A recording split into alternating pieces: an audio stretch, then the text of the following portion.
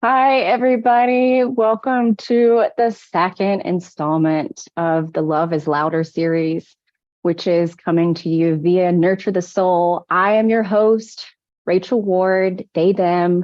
I'm the team leader and minister for Gender and Sexuality Justice Ministries. And that is a part of the National United Church of Christ setting in the Justice and Local Church Ministries arena. Nurture the Soul is a weekly webinar sharing practical, educational, innovative, and formational resources and engaging critical topics for local churches and all people of faith. And together, when we come into these spaces, wherever you are, whatever time you're listening, if it's live or later, we can bring our church, our community, and the world towards the world that God imagines for all of us to participate in. So join us every Thursday at 3:30 p.m. Eastern Standard Time for Nurture the Soul. And this is collective work, and it's made possible by our shared commitment to justice in the world. So please consider donating towards the annual fund of the United Church of Christ by texting UCC to 41444. We appreciate you, and we appreciate the ways that you nourish this ministry and allow it to continue to flourish and grow. So we're here. It's the second installment. I'm super excited. The first time that we hung out last week went so well, and you had so many robust, rich questions that you asked in the chat, and we love to see it. We love to be able to respond to. So know that I did share your questions from the chat with Dr. Katrina, and she has lovingly sent really long, extensive link-filled answers. So what we're going to do is we're going to email all of the registrants so that you can get that information together and have those responses from Dr. Katrina. She really appreciates them, and always know that you can reach out to her past this experience to ask for more questions or help, whatever you may need. So Love is Louder series is a place where we're really listening to the different experiences and moments that we're having in the queer community. What we're hoping for from the Gender and Sexuality Justice team is for you to be able to become even more aware of the intersectional injustices that are taking place. And by the end of this series, be able to discern internally just decisions and choices that you might want to make, you yourself, your local congregation, or even in different organizing efforts that you're in, or issues near you, be able to have the tools and the ability to know what steps you might want to be taking next. So next week, we're going to have Kevin Miguel Garcia with us to do a little TLC, some spiritual care, and give us some hope and wisdom around how to take care of our queer bodies and our ally bodies in this work, because it's hard and taxing. And to close us out, we will have Dr. Roberto Che Espinoza, who is an incredible activist who has cultivated activist theology, a book, and also a practice, and is now cultivating a belonging community and the way that we can engage in belonging together. So Dr. Roberto will close us out and kind of help us take all the information we've learned and be able to make choices moving forward. However, I have a special guest that's going to be with us today and the next 2 Thursdays, because you have an opportunity right now to be able to choose an action that you can take, something that you can listen longer and engage in different workshops. And I'd love for Reverend Noah from the Southern New England Conference to share a little bit more about this action that you can take right now. Thanks, Rachel. My name is Noah Brewer-Wallin, he and they pronouns. I'm the Assistant Director of Diversity, Equity, and Inclusion for the Southern New England Conference, and I want to invite you to join us for our Justice Summit on trans and non-binary belonging in the church, which will take place on October 7th and has a fully online option.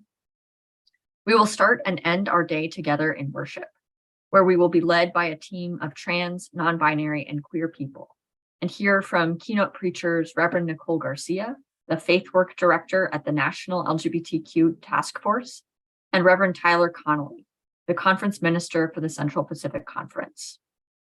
In the morning, you'll have the option of hearing from a panel of trans and non-binary people sharing their experiences and identities. If you are relatively new to conversations about and with trans and non-binary people, this session is for you.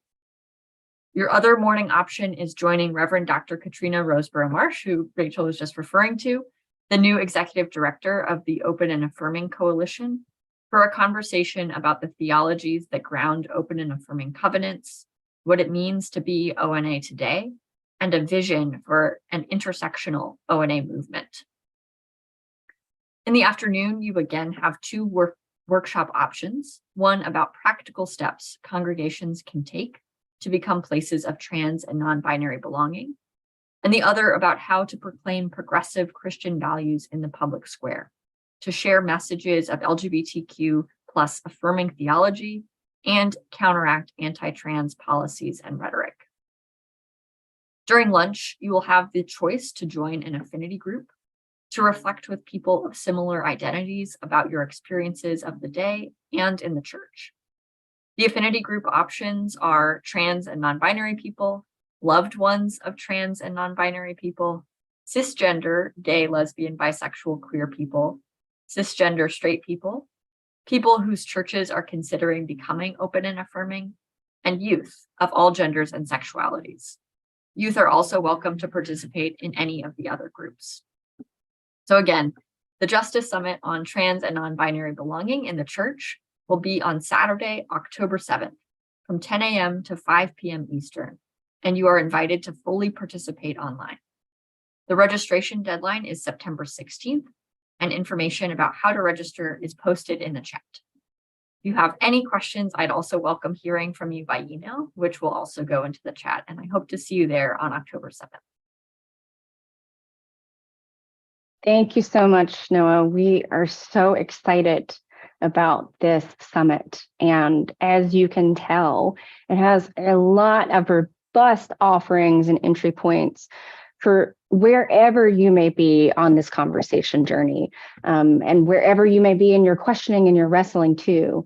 These kinds of offerings are so critical. We're so grateful that the Southern New England Conference has this available in a hybrid format, which means that if you live in the Southern New England Conference area and you want to come in person, you can. But if you want to be there virtually, you can also do that too. And that's just such an amazing offering. Thank you, Noah. If you just came in and you're not sure about what we're talking about, the chat is lit up with all kinds of links for you. But Noah will be back with us the next 2 Thursdays to share this information again. So just be with us at the top of the hour and you can hear all the highlights one more time from Noah. Thank you, Noah. Thank you so much.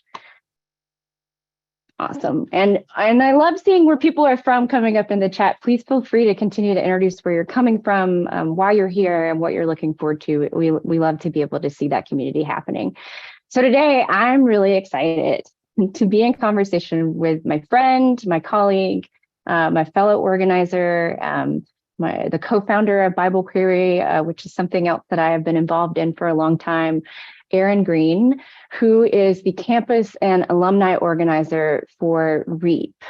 And I now don't have the full name for the acronym, which is an embarrassment to myself, but Erin will help me. What is REAP? Tell me the acronym so I get it right. Sure. It stands for the Religious Exemption Accountability Project. Thank you so much. Sure. They are an affirming biblical scholar and LGBTQ+ activist. Erin has a Bachelor of Arts in Biblical Studies from Azusa Pacific University and an MDiv from San Francisco Theological Seminary. Their specialities are in the entire Christian biblical corpus, with an emphasis on the Hebrew Bible, the ancient Near East, exegesis, and how to employ various hermeneutical methods. What all those fancy words mean is how to investigate, interrogate, and critique the biblical text in order to provide sound, useful, loving theology in church, in public square, and in organizing work. Erin's passion is helping those excluded by the church to heal from spiritual abuse and trauma by navigating the biblical text in restorative ways. And they are best known for their work in supporting queer folks, queer students on conservative Christian university campuses and in religious spaces. Erin, I'm so happy to be in conversation with you today. I'm so excited. Welcome, welcome, welcome to Love is Louder webinar series, friend. Thank you so much. It's so good to be here with you. I'm so grateful for the invite. and just grateful to share about the work that we're doing at REAP and the work that I do. So it's always wonderful to collaborate with you. It is. It's a joy. It's an absolute joy. I'm going to ask you the same question I asked Dr. Katrina, because I love for folks to be able to tell. I gave your bio in brevity, but I love for people to tell why they're passionate about the work they do and what brought you to it, to kind of ground the conversation. Yeah, and I appreciate that. So I don't have like the typical story of an LGBTQ student going to college. Most students find themselves in those spaces because their parents made them go there, or a variety of reasons.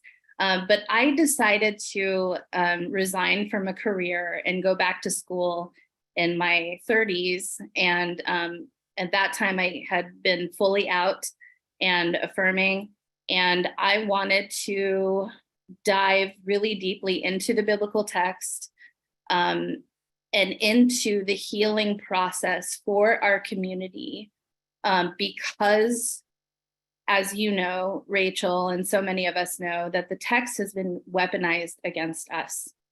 And something that I was really passionate about was undoing a lot of that damage and that harm, and really investigating for myself, is this the case? Is this the reality? And of course it's not the reality. But it's what's happening to queer, trans, and non-binary students, especially at religious colleges and even in churches, non-affirming churches today. So that was something I was really passionate about. And I got involved in activism on campus and led our queer underground movement at Biola University, and continued that work when I transferred to Azusa Pacific University. And I've been doing it ever since. So, I have a personal vested interest in this work, and especially for more vulnerable students who are younger and don't necessarily have a lot of power or authority, to transfer out or to make changes and things like that. So it's also a topic, it's a collective of stories that by and large go unheard and unnoticed by the public, because we get asked all the time, why on earth would you go to a Christian college if you're queer? And I can answer that question later, but that's, one of the things that happens often to us is being blamed for being in religious spaces because we're queer, trans, or non-binary. So with all that to say, very passionate about undoing harms, religious trauma, and the narratives weaponized against us through the biblical text. Yeah, thank you so much for that. And yeah, we can definitely make sure that we respond in answers to that question, being blamed, and really gaslit it and projected upon about being in certain spaces, but spaces that belong to all of us too, and spaces that have been manipulated. So I thank you for giving that grounding. I would love for you to expand on the work of REAP, but I really think I want to start with this why question. And I want to let folks know that we're focusing on the intersection of education and how education is another battleground of implementing legislation and conversations around queer folks and their personhood, their bodily autonomy, and so forth. So we're looking at this lens to become more aware of what happens in an arena that I personally feel we don't take enough time to talk about or pay attention to in this this journey for justice for queer folks across the board. So, Erin, I'd love to ask you a why question that will set us up for a mushroom cloud of responses. And you can add in and weave in a little bit more of REAP's work too to explain what goes on there. But I want those gathering and those who are listening later to really ruminate on why should the larger church, and looking at the UCC as well, care about what is taking place in educational systems right now regarding queer, trans, and non-binary folks? Yeah, it's a great question. I would say there's a few important reasons why the broader church should care. And the one that comes to the top of mind is there was a study put out that says that 1 in 5 LGBTQIA persons have a faith belief or have some sort of connection to their faith and want to hold on to some semblance of that, for themselves. That, in my mind, should put a sense of urgency onto the church in regards and respect to our communities, knowing that we have strong desires, just like everybody else does, to have attachment to our faith, to have attachment to our spirituality and the things that we hope and we dream for. This is something that's important to us and our bodies, minds, and souls, and it should be important to the church as well. The other thing that why churches should care is because everybody's taxpayer dollars are funding the pipeline to discrimination at religious universities right now. The pipeline to discrimination against LGBTQ persons on those campuses right now. Your taxpayer dollars fund that pipeline. That should be alarming to all of us. And that should not be okay for any of us, especially when we have hearts and motivations driven toward justice and equity. The last piece is that the immense amount of harm, abuse, and religious trauma and programming that occurs in these spaces contributes to so many things in the mental health, especially of LGBTQ persons. When we're in environments that are non-affirming, it's clinically shown. And I think one of the places that you can see this clinical demonstration is through the American Psychological Association. When we're in spaces that do not affirm us, do not value our dignity or worth, the propensity for suicidal ideation, depression, anxiety, isolation, substance abuse, all those things skyrocket in our communities. So mitigating that harm should be, in my mind, top of mind for the church to care, and to be a bastion of safety and love for members of our community. But those are just some of the reasons why the church should care. I can think of so many more, but those are like the top 3 for me. Yeah. And, this weaves into 2 different things that I know we talked about in preparation of this conversation. I think first, let's talk about why do queer people go to these religious universities that are non-affirming, and the journey through that, because I think that background awareness is helpful too. Yeah, it certainly is. It's the number one question we get asked at REAP. It's the number one question I get asked in my work. So it's mostly through no fault of their own. So the students, imagine being between the ages of like 17 and 23. You are not financially independent at that point, or most people aren't, the ability to go to school and pay for your expenses, your housing, your meals, and all those things are largely controlled by your family or your parents. A lot of times, these families are also fundamentalist families, and they want their kids to go to fundamentalist private Christian universities. And sometimes, or a lot of times, that will be the only institution that the family will pay for. So that's one of the reasons why. I think the biggest one that's probably the most important is that most people don't discover that they're queer, trans, or non-binary until they're in college. So you're already there, you're in that space, and you're like, oh, I'm pretty gay.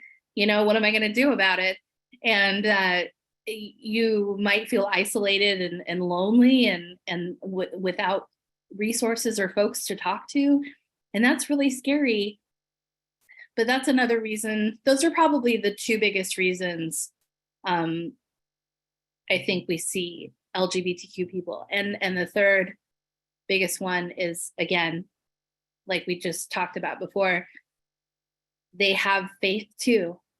Queer people exist in religious spaces and want to hold on to their belief systems. It's important to them, to explore those things and to suss them out. So those are some of the main reasons why we'll see folks in these religious spaces.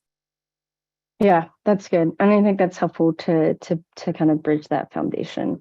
And you can have all kinds of varying experiences in religious universities or even religious institutional spaces, or as we spoke last week, all of us together in spaces who aren't affirming, but you're seeking validation and affirmation, not in a needy way, but in a way that we do with each other as siblings.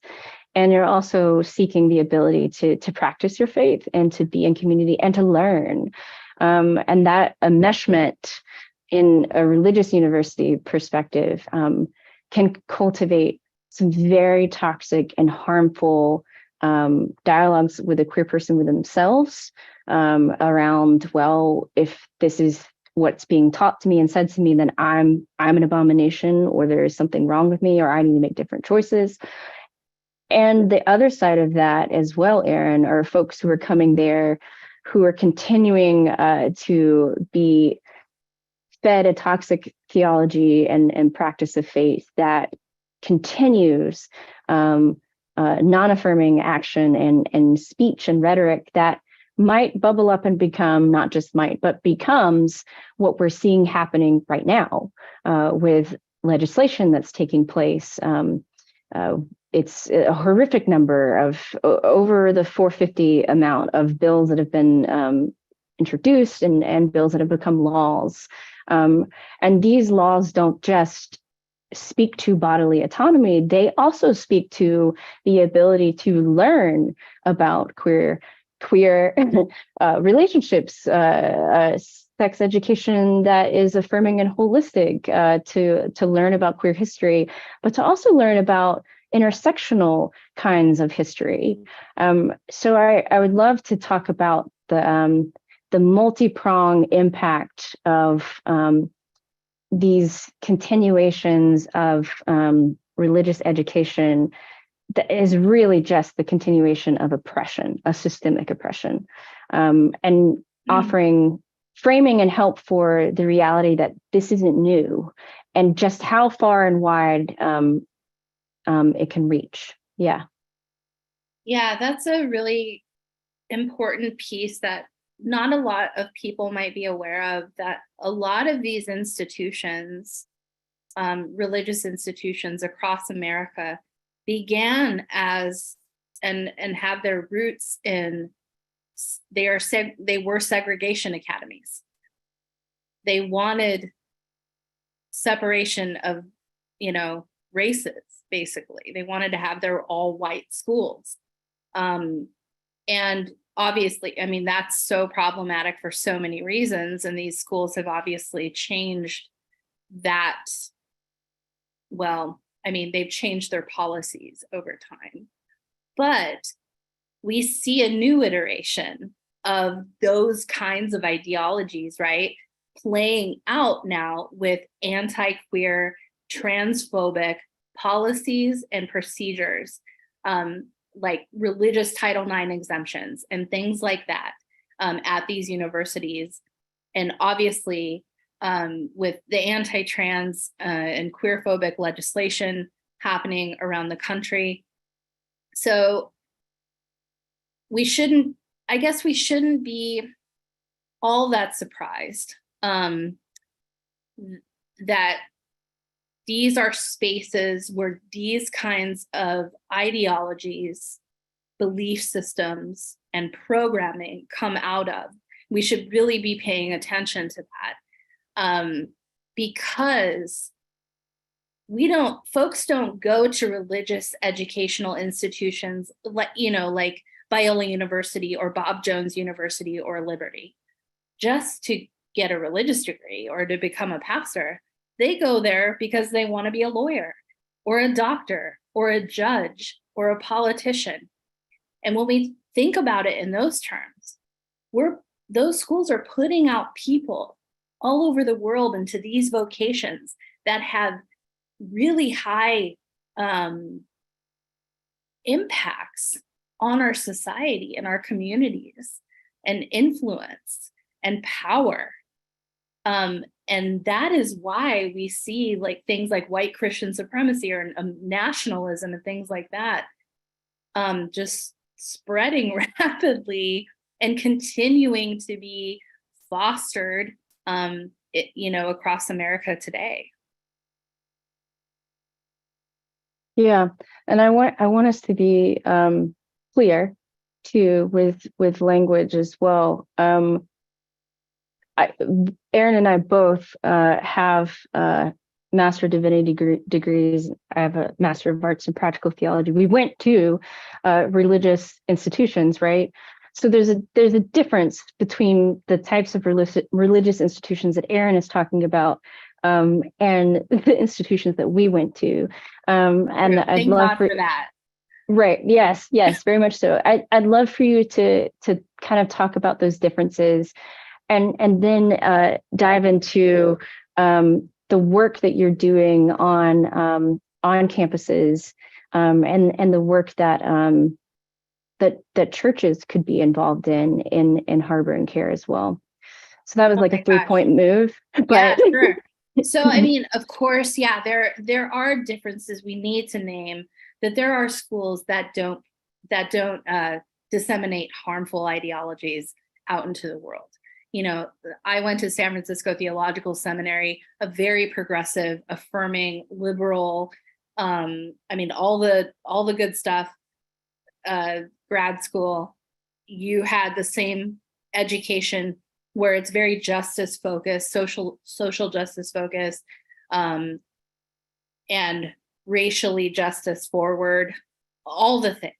And like Union Theological Seminary in New York, these are bastions of safety, of an awareness and teaching and education that is needed in the world today. But I think they're muted in a lot of ways because there are more schools that do harm than not in the religious educational system. So places like Princeton Theological Seminary, Columbia, where you went, and Union, San Francisco, things like that. These are there aren't as many of us or these schools as there are these other harmful institutions like Bob Jones University or Oral Roberts University, Biola University, Liberty.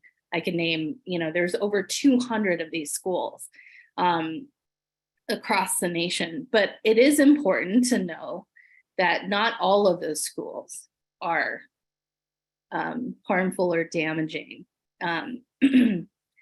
And then what was the second part of it? I just want to make sure I'm staying on track. Yeah. So to make that that intersectional crossover, last week we were talking about the difference between welcoming and open and affirming. So these religious institutions will posture themselves as welcoming, and then once you get into that school, queer kids get kicked out. Queer kids get their degrees taken from them. They might be in their third year about to graduate, and a social media post has come up that deems them as being a homosexual and they're kicked out of school. There are a variation of degrees of things that take place. So it's a similar rhetoric and a similar conversation, that there is an abundant difference between welcoming and being open and affirming. My second question for you was around the organizing work that you're doing in these spaces, and then kind of inviting in what kind of actions churches can take in this particular arena. Sure. And I just kind of talk about a little bit what you just said, because I think that's a really important thing for folks to understand, is that these schools will court anyone under the sun. And I'm talking about religious, the harmful religious, non-affirming educational institutions. They will take your money and they will discriminate against you. That's the difference between a school like the ones we went to, Rachel, and these other institutions with harmful policies and damaging language and lectures that are homophobic. So the work that I do, I work with students on the ground right now who face those very obstacles that you just brought up, Rachel, getting kicked out because of a social media post, getting fired from positions on campus because of a social media post. That just happened recently to a soccer coach at a Christian institution who was side B. I don't know, we don't need to get into the side B thing. But anyway, this happens all of the time. And in the Hunter lawsuit that REAP heads up, that's part of the work that we do, is litigation. There are a ton of students on our website where you can read their stories and see what happened to them on these campuses and how they're kind of fighting back and what they're doing now through activism. But I help students organize. I help them navigate this wild, wild world of a religious college, which it is a very wild world. So whether that's, navigating like how to have a discussion with the president, or how to have discussions with administration, or how to even find other people on campus who are queer. And what do you do? Where do you go? Can you organize on campus, or can you meet safely on campus? Not all the time. They have to go off campus in order to do these things. So I help them plan protests. I help them create petitions and do all sorts of different kinds of organizing strategies to keep them safe and protected. And that is really the mainstay of the work that we do at REAP.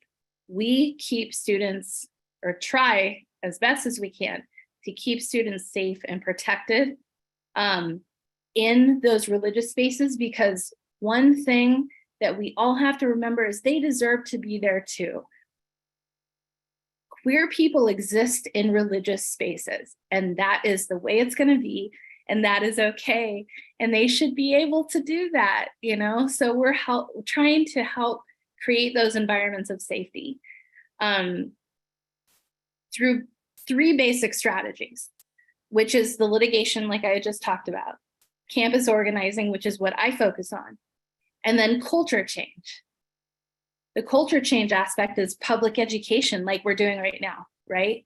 We're talking about why this is important, why people should care, why they should, engage with their LGBTQ communities in their areas and things like that.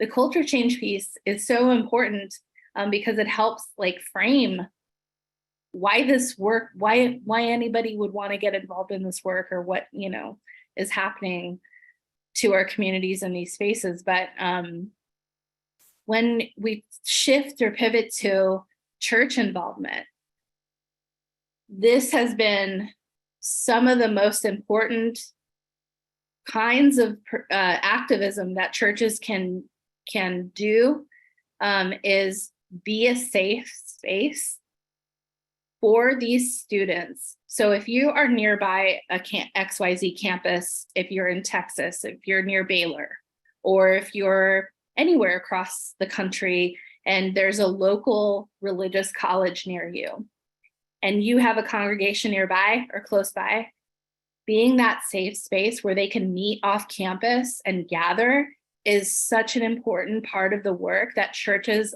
have done. For example, Fresno Pacific University in California, the LGBTQ students there were banned and barred from creating a queer club on campus. What they did was they started meeting at a local congregation in Fresno. And several other churches in Fresno also had been contacted and heard about this discrimination taking place at Fresno Pacific. And they all linked arms together and provided resources and safety to all of the students, to all the queer, trans, and non-binary students going to Fresno Pacific.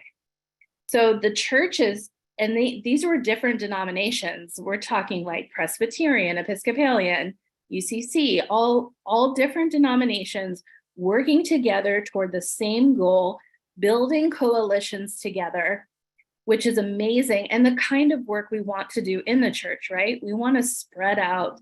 We want to be able to reach our communities and other churches and, you know, striving for the same work that we are, fostering love and community. So churches are so important. They play such an important role in what we do, because we need the space. We need a safe space to come to. Those students desperately need a safe space to come to, and that often is the case with churches and, you know, being near a school. You're getting lots of love in the chat about how important that kind of work is. Thank you. I can't see it. I know. I can read that fast, but thank you. Someone is saying this is such important work, being a safe place for college kiddos. Love that word, fostering love. Yeah. So so this is kind of the reasoning for having Erin here today as a part of the series, is to showcase just how wide and intersectional this moment is. Because you just kind of heard a lot of information about religious education.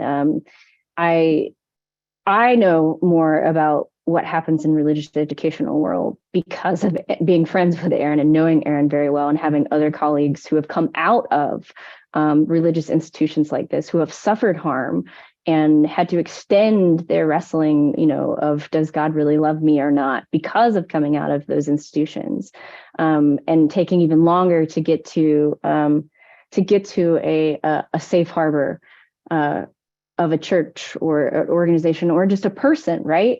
A person like you listening right now to this conversation, you too can be a safe harbor.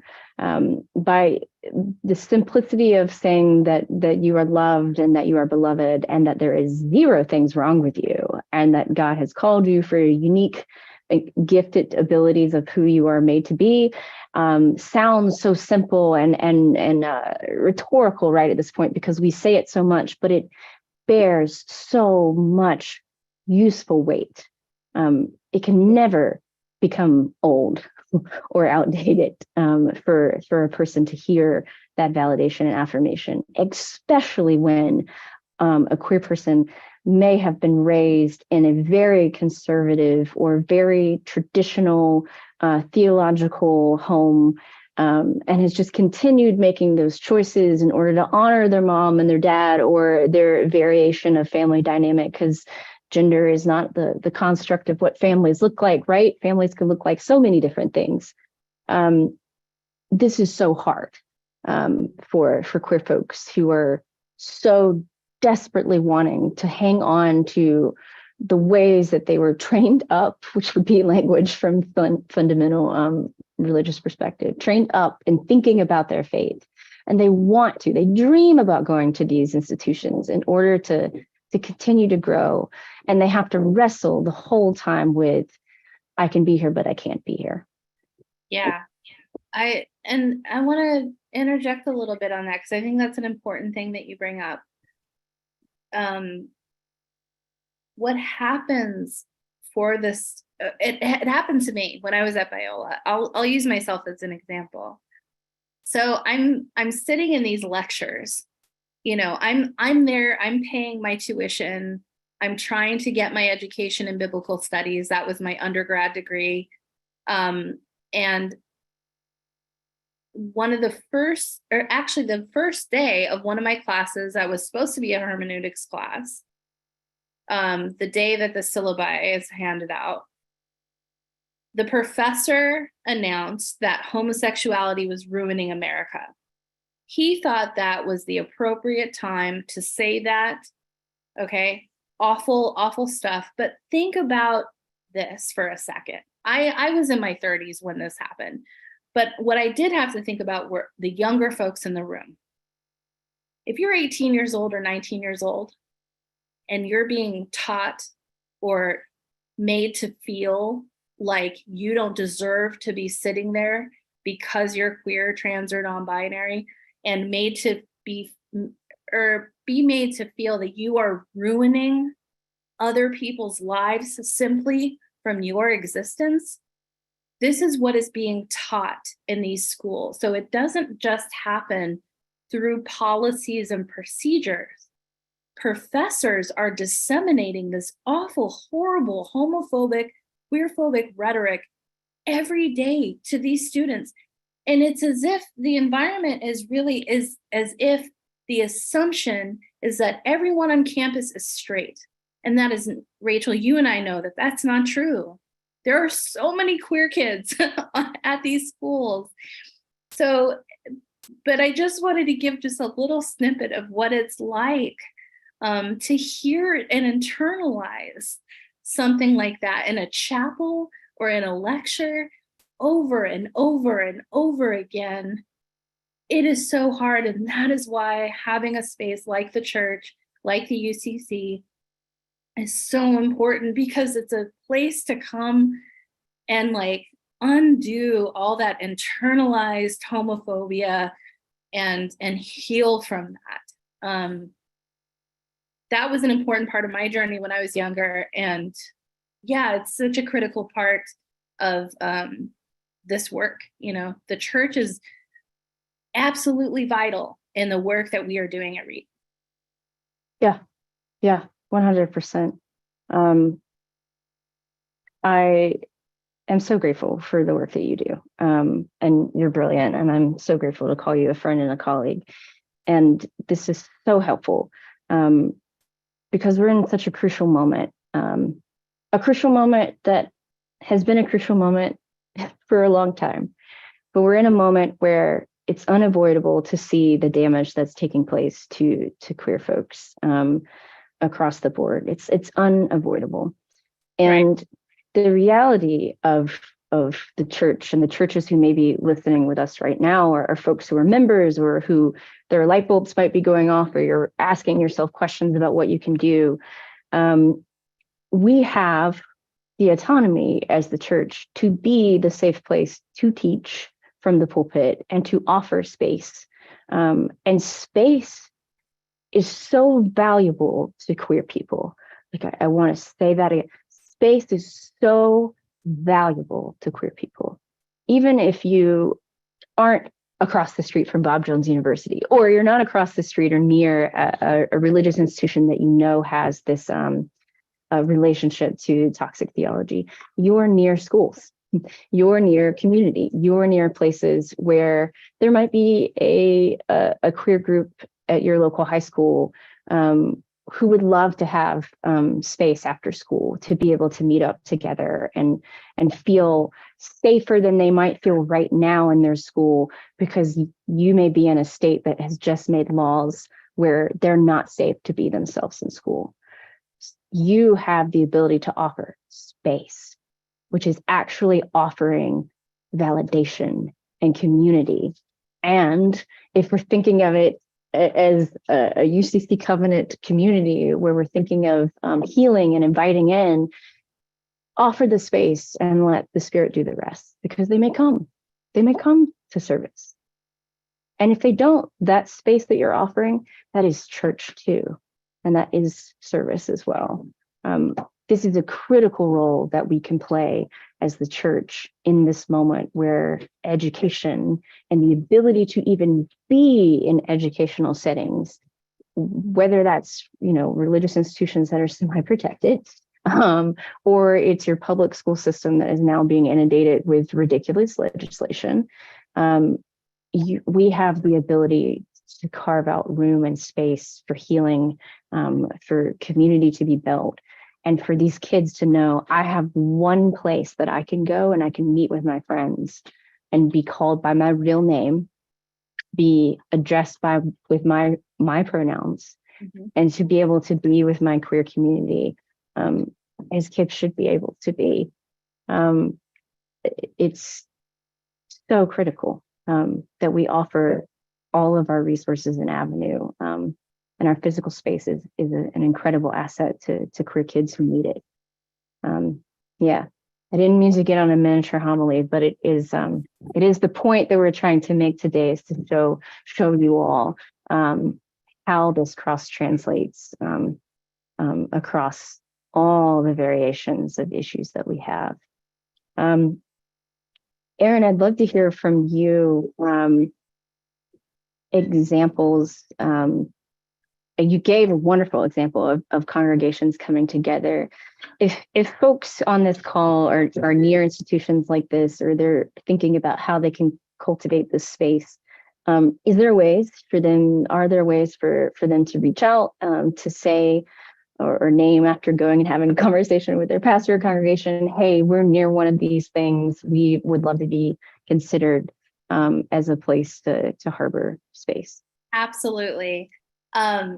Yes. And our website is the best place and hub to kind of get involved in that way. So you can you can send us an email through the website, which is www.thereap.org. I think it'll be put in the chat. And something I didn't give to y'all before we started here is I am willing to give out my personal email address too. If you need to get in contact with me because you are close to a school or you want to be involved in a certain aspect, easy way to get in touch with me, Erin@thereap.org. We are also, I want to mention something about the website that's really cool. We have tons of resources, really excellent resources about campus organizing, ways you can get involved, the exact kind of work that we're doing. And if you decide to donate to REAP, exactly where that money is going, knowing that it's going directly toward protecting LGBTQ students at religious colleges right now. But if you want to get involved in the campus organizing piece, the best way to do that is through me. So that's why I gave you my email address. But we're also on social media. We're on Instagram, REAP_LGBTQ. We're also on, can I call it Twitter still? I don't know what we call it now. I'm a little heartbroken. I feel like I don't. Yeah.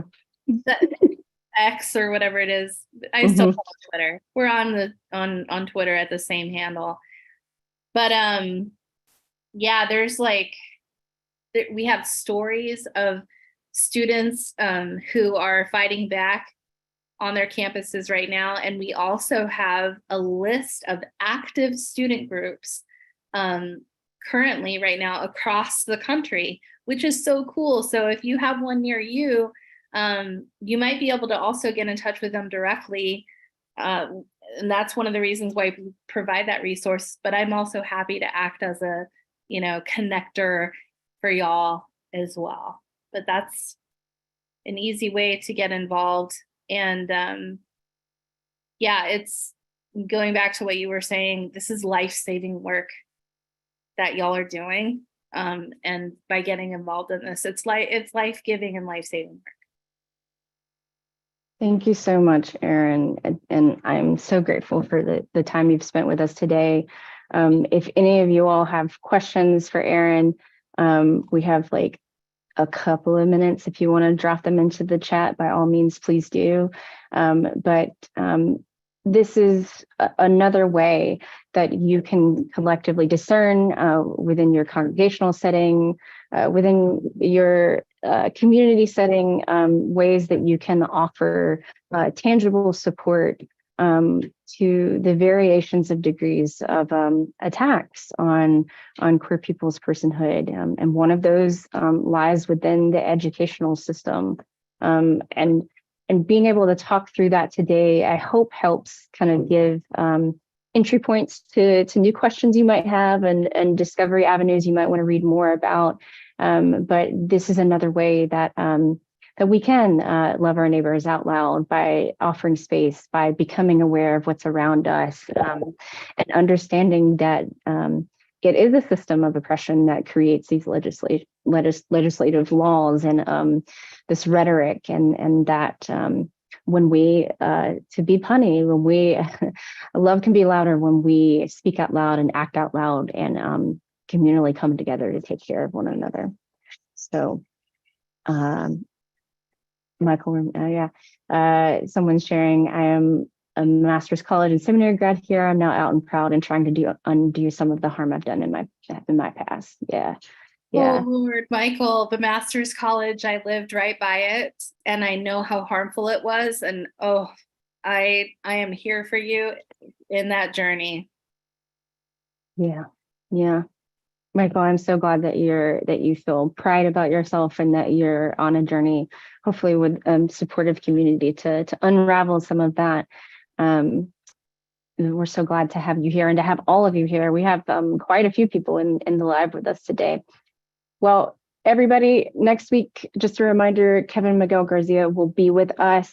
And we're going to do some spiritual care because we've been doing some hard conversations, right? Learning a lot. So we're kind of going to hit our a little like valley moment and take care of ourselves and collectively learn from queer people to queer people how we can better take care of ourselves, and from queer people to allies how you can help take care of us in the moment. And these practices are all encompassing, so they're for you too.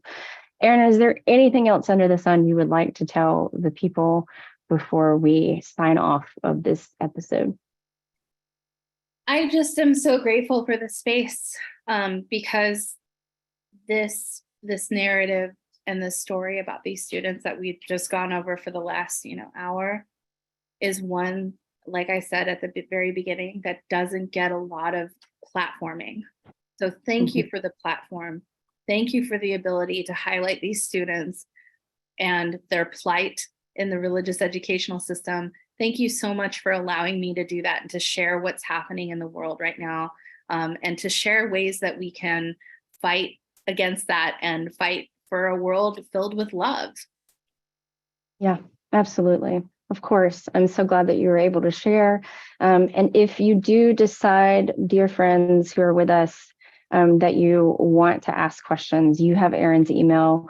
You also have my email. You will receive a follow-up email. So there's multiple ways for you to get questions in and receive answers from our guest each week rolling over. But we hope that you'll join us again next Thursday at 3:30 as we continue this really wonderful dialogue together. We are grateful that you're journeying with us, and we're looking forward to learning more alongside more friends. Please take care of yourselves. Please drink your water. Please rest, because that is resistance, and take care of you and yours. Sending all our love, and we'll see you next Thursday.